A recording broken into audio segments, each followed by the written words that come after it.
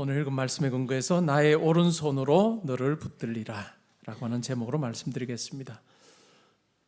우리 유년부 학생들 손 한번 들어볼래요? 자, 목사님한테도 한번 흔들어 보고, 자, 떨어져 있지만 하이파이브. 네. 그 다음에 초등부, 네, 초등부 한번, 네, 초등부 저기 있네요. 네. 자, 하이파이브. 옆에 있는 사람하고도. 자, 중등부. 네, 중등부. 이제 중등부, 초등부에서 이제 중등부로 올라갔죠. 또 여러분 중등부 생활이 복될 수 있기를 바랍니다. 자, 옆에 사람하고 하이파이브. 중등부답다. 자, 고등부. 네, 고등부. 자, 고등부. 고등학교 시절 여러분 잘 보낼 수 있기를 바라고, 하나님께서 주신 꿈도 잘 이룰 수 있기를 바랍니다. 자, 오늘 우리가 읽었던 이 말씀은 바벨론의 포로로 잡혀가서 사는, 노예로 사는 유대인들에게 주신 말씀입니다. 여러분, 외국에 나가서 말이 통하지 않아요?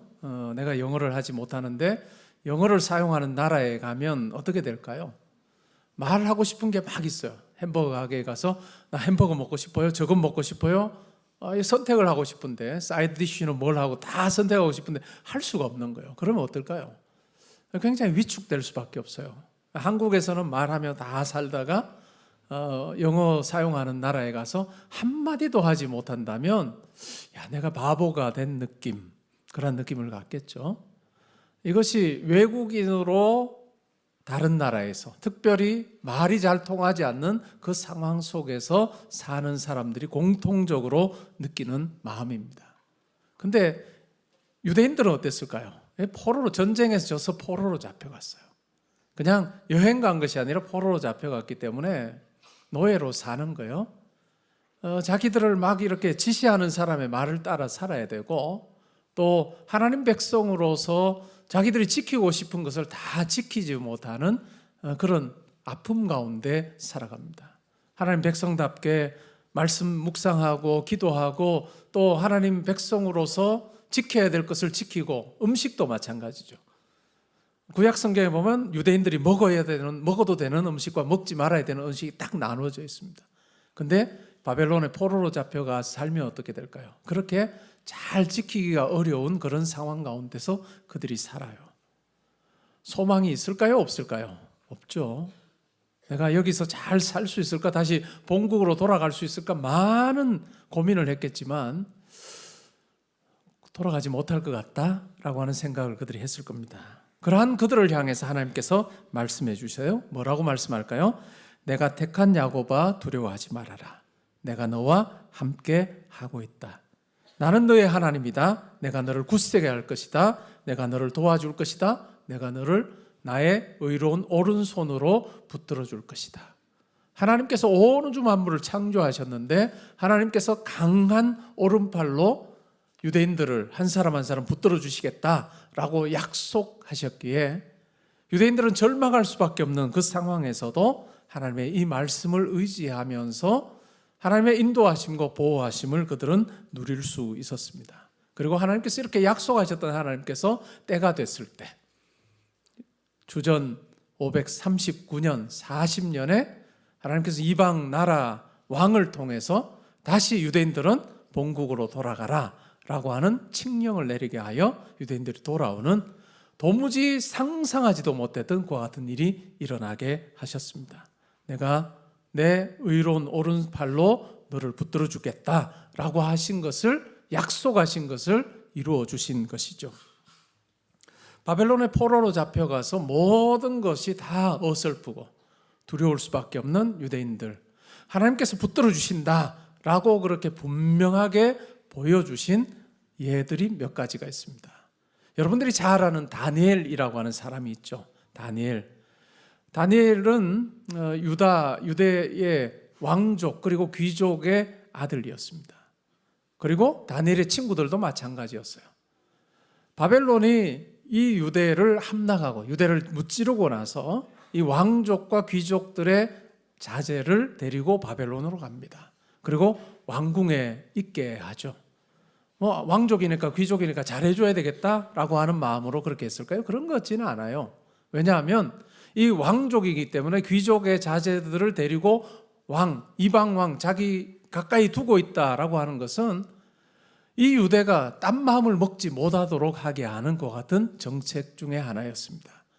그래서 이 바벨론에 다니엘과 다니엘의 친구들 그리고 여러 왕족과 귀족 청년들이 잡혀가 있습니다. 아마 10대였겠죠. 근데 왕이 이런 명령을 내립니다. 이 유대 청년들, 아이들에게 이제는 3년 동안 말을 가르쳐라. 유대인이니까 유대인들이 쓰던 말과 바벨론 사람들이 쓰는 말이 달라요. 그래서 3년 동안 말을 잘 가르치고 또 3년 동안 잘 성장할 수 있도록 좋은 음식과 의복을 제공해 주라라고 하는 이야기를 했습니다. 왕궁에서 아침, 점심, 저녁 먹으면 좋은 거 먹을 수 있겠죠. 다른 청년들은, 다른 아이들은 기뻐했는지 모릅니다. 그런데 다니엘은 뭐라고 했을까요? 자기들을 이렇게 주관하는 환관장이라고 하는 그 바벨론 관리에게 이렇게 요청합니다. 우리 4명은 왕이 주시는 그 음식보다 그냥 채식을 하면 좋겠습니다 라고 이야기합니다. 왜 그랬을까요? 왕이 주는 음식 중에는 유대인들이 먹을 수 없는 음식이 많이 있었던 거예요. 구약 성경에 보면 돼지도 먹어서는 안 된다, 여러 가지 먹어서는 안 될 많은 짐승들에 대한 이야기를 하는데 이 바벨론 왕궁에서 제공되는 음식에는 유대인들이 먹어서는 안 되는 음식들도 많이 포함되어 있는 거예요. 그러자 다니엘과 세 친구들이 뭐라고 이야기합니까? 우리는 이 음식 먹지 않고 채소만 먹을 테니까 그렇게 할 수 있게 해달라라고 그렇게 이야기를 하죠. 이 환관장이 굉장히 곤란해졌습니다. 만약에 그것을 허락을 해서 3년이 지나고 나서 채소만을 먹은 이 다니엘과 세 친구 그리고 다른 청년들 비교했을 때 고기 먹고 좋은 거 먹었던 이 아이들의 얼굴은 좋은데 윤기가 있고 얼굴이 좋고 많이 자랐는데 이 다니엘과 세 친구는 그냥 빼빼하고 안색도 좋지 않고 하다면 왕에게 왕에 의해서 죽임을 당할 수도 있는 상황이에요. 그래서 내가 선뜻 너희들의 요구를 들어줄 수는 없다. 그 대신에 10일 동안 시험해보자 라고 이야기합니다. 10일 동안 이 4명은 채소만을 먹고 다른 사람들은 왕이 주는 음식을 다 먹고 나서 10일 지난 후에 한번 비교해보자. 10일이 지나고 나서도 너희들이 안색이 좋고 얼굴빛이 좋고 하면 3년 동안 그렇게 하게 해주마 라고 그렇게 약속했습니다. 10일이 지났습니다. 누가 얼굴빛이 더 좋았을까요? 다니엘과 세 친구들의 얼굴빛이 더 좋은 거예요. 그래서 이 황관장이 오케이, 3년 동안 너희들 채식만 해라. 그리고 다른 사람들은 왕이 주는 음식을 먹어라 라고 그렇게 허락을 했습니다. 3년이 지났어요. 3년이 지났으니 키도 많이 컸겠죠. 그죠? 3년 정도면 10대 우리 아이들은 키가 많이 크는. 그래서 다니엘도 키가 크고 세 친구도 사드락과 메삭과 아벳느고도 키가 크고 다른 청년들도 키가 컸습니다. 근데 3년이 지나고 딱 비교를 해보니까 다니엘과 세 친구들의 얼굴이 더 좋은 거예요. 더 건강한 거예요. 그리고 그뿐만 아니라 여러 배워야 되는 여러 말뿐만 아니라 바벨론의 여러 공부들을 훨씬 더 잘하여서 왕이 이 다니엘과 세 친구를 왕 가까이 두면서 높은 관리로 인정해주고 세워주는 그 같은 일이 일어났습니다. 그리고 다니엘의 경우에는 왕이 바뀌어도 계속해서 높은 관직에 있게 되는 그 같은 일이 있었습니다. 누구 때문에 가능했을까요? 하나님께서 다니엘과 세 친구를 붙들어 주셔서 그러했던 것입니다. 내가 하나님 백성으로 잘 살기 원합니다. 하나님께서 기뻐하시는 모습대로 내가 살기를 원합니다. 라고 하는 그 마음으로 하나님 백성이 먹어야 되는 음식만 먹겠습니다. 라고 그렇게 결단하며 나아갔던 그들을 하나님께서는 더 존귀하게 해주셨다라고 하는 것을 우리는 다니엘 이야기를 통해서 확인할 수 있습니다. 새로운 학기 됐습니다. 이제 초등학교 6학년은 이제 중학교로 올라가고 또 중학교 3학년 고등학교로 올라가고 또 유치원을 다녔던 우리 아이들은 초등학교에 올라가요. 이제 학교가 완전히 바뀌었습니다. 그리고 또 학년도 바뀌었죠. 1학년에서 2학년, 2학년, 3학년으로 학년이 다 바뀌었습니다. 내가 학교 가게 되어 너무너무 즐겁습니다. 손 한번 들어보세요. 내일 내가 너희들 무슨 말인지 모르고 들지? 좋았어. 네, 좋았어. 학교 가는 것이 너무 좋습니다. 예외예요. 이런 아이들은 별로 없습니다. 제가 교수들이 저도 교수 생활을 10몇 년 하고 있는데 교수들도 새 학기가 시작되는 걸 너무너무 싫어요.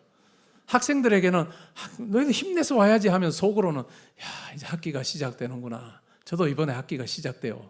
이번 주부터. 기뻐 보이죠? 새로운 학기를 시작하는 것 학생이나 선생님 다 힘든 거예요. 그래서 새학기 증후군이라는 게 있어요. 새학기 증후군 이런 그 현상들이 있대요. 학교 갈 때가 가까워지면 짜증과 화를 자주 낸대요. 그리고 학교 이야기하는 걸 싫어한대요. 그리고 아침에 일어나는 것을 굉장히 힘들어하고 또 밥 먹는 것도 양이 훅 줍니다. 그리고 학교 다녀와서는 평소보다 더 피곤해하고 또 학교 가고 싶지 않다고 자주 말하거나 또 학교 가기 전에 머리가 아프다거나 배가 아프다고 그렇게 이야기하는 아이들이 많답니다. 그리고 일어나지 않은 일에 대해서 막 불안해하는 그런 아이들이 참 많다고 해요. 이것은 어찌 보면 이 한국에서 학교 다니는 모든 학생들의 공통된 마음인지도 모릅니다. 오늘 이 자리에 앉아있는 우리 유년부, 초등부, 중등부, 고등부 학생들의 같은 마음인지도 모르겠어요. 근데 여러분 분명히 기억할 것은 여러분은 혼자가 아니에요. 혼자 학교 가지만 하나님께서 여러분과 함께 하십니다. 혼자 학교 가지만 예수님이 여러분과 함께 하시고 혼자 학교 가지만 성령님께서 여러분과 함께 하신다는 것을 분명히 믿으시면 좋겠습니다. 이제 내일부터 해서 학교 가는 날부터 해서 3월 31일까지 매일 우리 담당 목사님이 여러분들에게 또한 여러분 부모님에게 한 구절씩 성경 말씀을 보내줄 거예요. 그러니까 그 전날 보내줄 거예요. 그러니까 오늘 오후가 되면 여러분과 여러분 부모님에게 성경 말씀 한 구절씩을 보낼 겁니다. 내일 오후에 보낼 거고 화요일 오후에 보낼 거고 그렇게 해서 3월 한 달 내내 보내줄 거예요. 그러면 여러분들이 그 말씀을 아침에 학교 가기 전에 식사할 때 여러분들이 읽으세요. 부모님과 함께 읽고 짧게 기도하고 하나님께서 우리 삶에 내 삶에 함께 하신다 하는 분명한 확신 가지고 그렇게 한 달을 지내고 나면 여러분 새학기 증후군은 사라지게 될 거예요. 새학기 증후군은 사라지고 하나님께서 내 삶을 붙들어 주신다 라고 하는 담대한 마음 가지고 나아갈 것입니다. 여러분 두려움이 있는 것 오히려 하나님께 나아갈 좋은 기회예요. 미국의 미네소타 지역의 적십자사에서 휴가철이 되면 헌혈하는 사람이 줄어드는 거예요. 왜냐하면 다 놀러 가니까 헌혈하는 사람이 줄어서 고민을 합니다. 어떻게 하면 이 휴가철에도 헌혈하는 사람이 많아서 피가 모자라지 않게 할 수 있을까 하는 고민을 하다가 광고 문구를 만들어서 이렇게 피켓으로 이렇게 붙여놨습니다. 그 광고 문구가 뭐였나 하면요. 모기는 피를 빨고 커피와 도넛을 주지 않습니다. 하지만 우리는 드린답니다. 휴가를 떠나기 전에 헌혈하고 가세요. 이 문구를 보고 휴가 떠나기 전에 많은 사람들이 헌혈을 해서 결국은 피가 모자라지 않았다라고 하는 이야기입니다. 어떤 교회에서 청년부에서 이제 단기 선교를 계획을 했습니다. 단기 선교를 하려면 예산이 많이 필요하죠. 그래서 우리가 세차를 성도님들의 차를 세차해드리고 그 세차비를 받아서 단기 선교 우리 비용으로 충당하자라고 하는 계획을 세웠습니다. 다 좋다 한 거예요. 그래서 세차하기로 한 그 주일날에 비가 온 거예요. 여러분 비가 오면 세차를 여러분 하십니까? 비가 오는데 세차하는 사람 없어요. 세차 다 하고 말려도 비 맞고 나면 이제 얼룩이지니까 세차를 하지 않습니다. 이거 완전 비상사태가 생긴 거죠. 그래서 청년들이 모였습니다. 우리가 세차를 해서 이 정도 돈을 모아서 단기 선교 가려고 했는데 오늘 이렇게 비가 오니 안 되겠다. 이제 모여서 회의를 막 합니다. 뾰족한 수가 없어 보여요. 회의 분위기는 점점 더 어려워집니다. 우리가 괜히 단기 선교 가려고 했다, 포기하자, 부정적인 이야기가 많이 나오는데 그 중에 한 명이 딱 아이디어를 냅니다. 그리고 이것을 우리가 낸 아이디어를 피켓에 딱 적어서 홍보를 하자라고 그렇게 이야기를 합니다. 그러면서 피켓에 적었습니다. 그 내용이 뭐냐면 우리는 비누칠하고 주님은 닦으신다. 우리는 비누칠하고 주님이 닦으신다. 그러니까 세차해라. 이 세차하는 것은 주님이 닦아주시는 거다. 많은 성도들이 비가 옴에도 불구하고 주님이 닦아주시는 차를 가지고 이제 기쁨으로 단기선교 기금도 마련해주고 그렇게 함께 동참을 했습니다. 생각을 조금만 바꾸면 달라요. 여러분들이 두려운 마음이 있을 거예요. 그러나 그 두려운 마음이 하나님을 믿는 믿음으로 가득 채워지게 되면 오히려 두려웠던 그 마음이 믿음으로 바뀌는 그 놀라운 변화가 일어날 것입니다. 그래서 여러분들의 한 학기 출발이 하나님께서 함께해 주시고 붙들어 주신다라고 하는 분명한 확신으로 출발하면 좋겠습니다. 하나님께서는 여러분 한 사람 한 사람을 향한 계획을 가지고 계세요. 이번 학기를 통해서 여러분들이 더 잘하고 또 예수도 더 잘 믿게 되고 또 여러분의 꿈도 비전도 더 구체화되기를 원하시는 하나님의 계획이 있다 하는 것을 여러분 분명히 믿으면서 이번 한 학기 정말 힘차게 내일부터 학교로 나아가면 좋겠습니다. 우리 성도님들도 마찬가지입니다. 여러분들이 하는 그 일에 때로는 여러분들이 계획한 대로 안 된다 할지라도 하나님께서 더 좋은 계획을 가지고 여러분의 삶에 함께 하신다는 것을 확신하며 매일매일의 삶에서 전능하신 하나님과 동행하는 여러분이 될 수 있기를 바랍니다. 우리 학생들, 우리 온 성도님들이 이번 한 학기 여러분들의 학교 생활이 행복하고 또 믿음 생활 잘할 수 있도록 기도하며 응원할 것입니다. 그리고 우리 모든 성도님들의 삶의 자리도 하나님으로 인해서 더 든든하고 소망 있는 그런 삶이 될 수 있기를 바랍니다. 오늘 우리가 읽었던 말씀 이사야서 41장 10절 말씀을 우리 마음에 새기며 다시 한번 읽음으로 오늘 말씀을 마치려고 합니다. 이사야 41장 10절 말씀, 이 말씀 내게 주시는 말씀이다. 우리가 확신하며 함께 읽겠습니다. 시작. 두려워하지 말라. 내가 너와 함께 함이라. 놀라지 말라. 나는 내 하나님이 됨이라. 내가 너를 굳세게 하리라.